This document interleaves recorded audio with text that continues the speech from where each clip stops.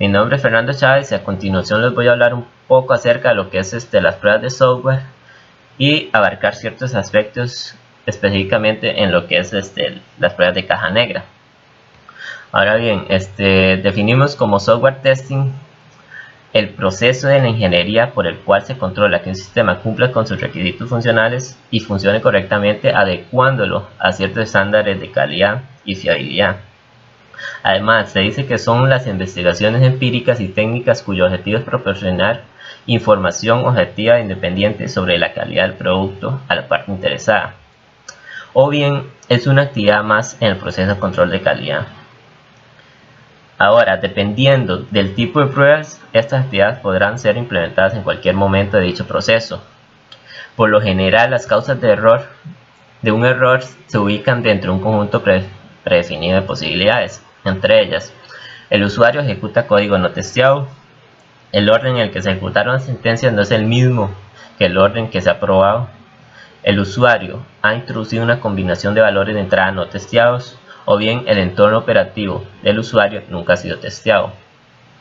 Algunos objetivos de las pruebas de software son ganar confianza de acuerdo con el nivel de calidad del sistema, verificar y validar el software, descubrir defectos o detectados con anterioridad, encontrar defectos con poco tiempo de esfuerzo y ayudar a los altos mandos de gerencia a comprender la calidad del software. Ahora bien, existen 4 principales fases en el proceso de las pruebas de software, que son modelar el entorno de software, que básicamente hace referencia a identificar, definir y emular las interfaces que usa el sistema de software y definir y enumerar las entradas del sistema. La segunda fase hace referencia a seleccionar los escenarios de la prueba, que para ello se debe evaluar qué y cuántos escenarios se evaluarán.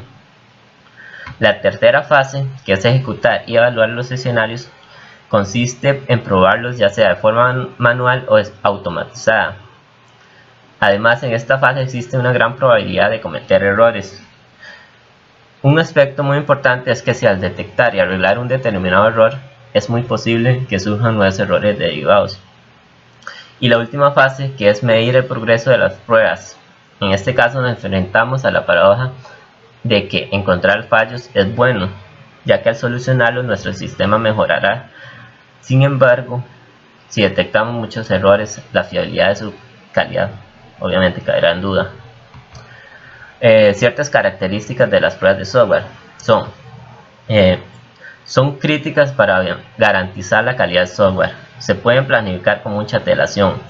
Son más efectivas si las dirige un equipo independiente.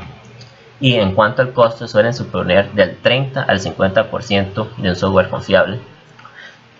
Algunas recomendaciones a aplicar estas pruebas de software: realizar una buena documentación, evitar ser redundantes, evitar dar por supuesto que un software no tendrá defectos.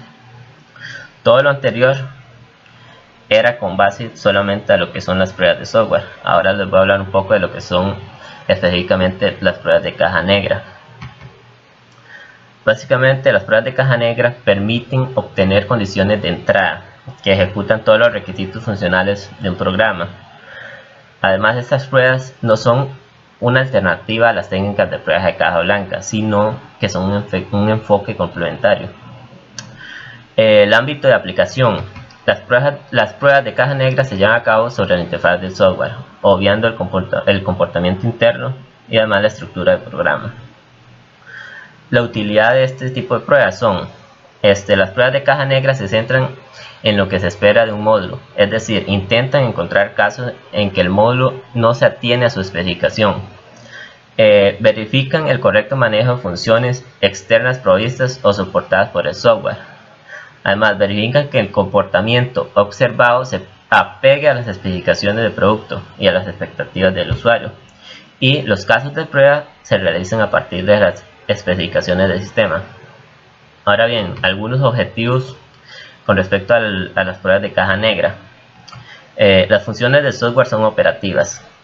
La entrada se acepta de forma correcta. Se produce una salida correcta. La integridad de la información externa se mantiene. Y el funcionamiento de los módulos de un sistema centrado en las salidas de cada uno de ellos ha sido corroborado. Ahora, ciertos tipos de errores que se derivan de los métodos de caja negra son funciones incorrectas o faltantes, errores de interfaz, errores en estructuras de datos o de acceso a bases de datos externas, errores de comportamiento o desempeño y errores de inicialización o término.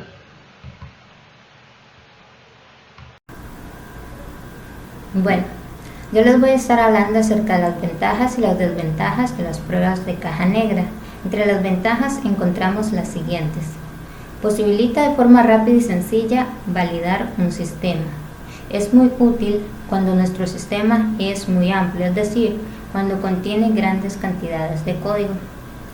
Nos informa si un sistema no se comporta de acuerdo a su especificación. No es necesario conocer el código, por ende, pueden ser realizadas por los usuarios del sistema y no solo por los programadores. Otra ventaja es que nos brinda una visión más clara del conjunto y nos ayuda a aislar posibles fallas. Entre las desventajas encontramos que no es posible probar todas las entradas de un sistema, no existe un método concreto para determinar qué entradas probar, no controla las dependencias entre entradas y puede requerir implementarse varias veces.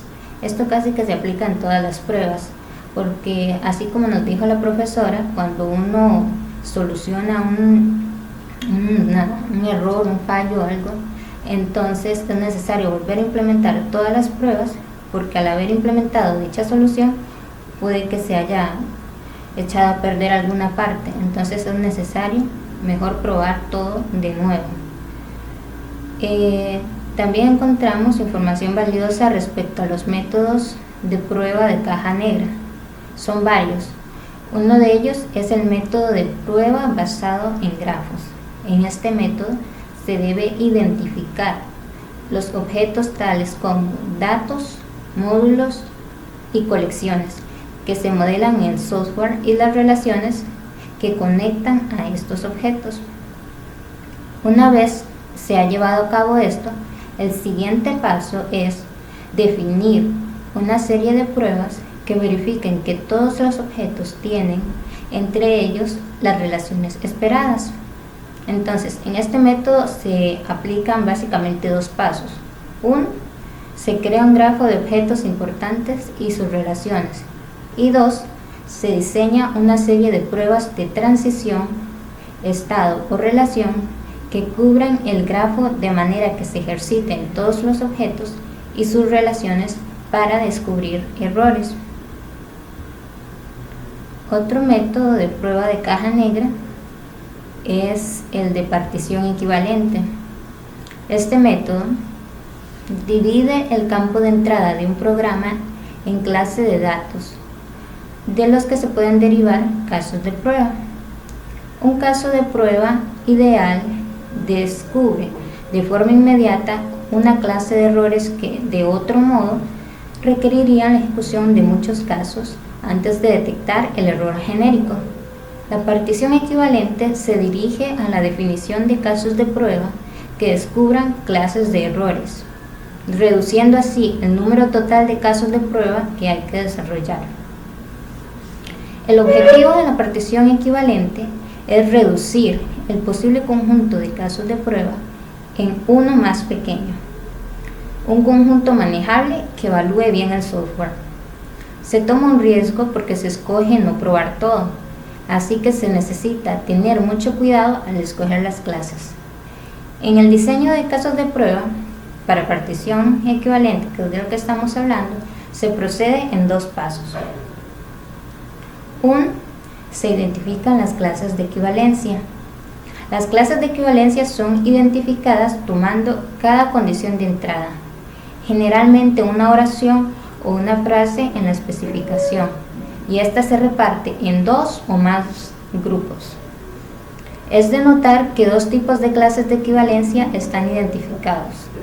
Las clases de equivalencia válidas representan entradas válidas al programa, y las clases de equivalencia inválidas representan el resto de los estados posibles de la condición, es decir, valores erróneos de la entrada. Ahora el 2. Se definen los casos de prueba. El segundo paso es el uso de las clases de equivalencia para identificar los casos de prueba. El proceso es como sigue. Se asigna un número único a cada clase de equivalencia, hasta que todas las clases de equivalencia válidas han sido descubiertas por los casos de prueba. Se escribe un nuevo caso de prueba que cubra la clase de equivalencia válida y por último, hasta que los casos de prueba hayan descubierto todas las clases de equivalencia inválidas, se escribe un caso de prueba que cubra una y solamente una de las clases de equivalencia inválidas descubiertas. Otro es el análisis de valores de límites. Esta técnica de diseño de casos de prueba que completa a la partición equivalente, que fue la que estuve explicando antes. En lugar de seleccionar cualquier elemento de una clase de equivalencia, el análisis de valores de límites lleva la elección de casos de prueba a los extremos de la clase. En lugar de centrarse en las condiciones de entrada, el análisis de valores de límites obtiene casos de prueba también para el campo de salida. Luego tenemos el de pruebas de tabla ortogonal, que puede aplicarse a problemas en que el dominio de entrada es relativamente pequeño, pero demasiado grande para posibilitar pruebas exhaustivas. El método de prueba de la tabla ortogonal es particularmente útil al encontrar errores asociados con fallos localizados, una categoría de error asociada con defectos de la lógica dentro de un componente de software. Otro método es el adivinando el error. Dado un programa particular, se conjetura por la intuición y la experiencia ciertos tipos probables de errores y entonces se escriben casos de prueba para exponer esos errores. Es difícil dar un procedimiento para esta técnica, puesto que es en gran parte un proceso intuitivo. La idea básica es entonces enumerar una lista de errores posibles o de situaciones propensas a error y después escribir los casos de prueba basados en esa lista. Ahora, cambiando un poco de tema, les voy a hablar de las herramientas que se utilizan, de algunas herramientas, ¿verdad?, que se utilizan para las pruebas de caja negra. Estas son Sonar, Google Code Pro Analytics y Simian. Ahora, a modo de conclusión, sabemos que no es posible garantizar que un software o sistema jamás falle. Tan solo se puede realizar pruebas que disminuyan este riesgo. Las pruebas de caja negra buscan verificar que la relación entre las entradas y las salidas sean correctas. Hasta aquí el tema teórico. Ahora vamos a ver un ejemplo de la aplicación de las pruebas de caja negra.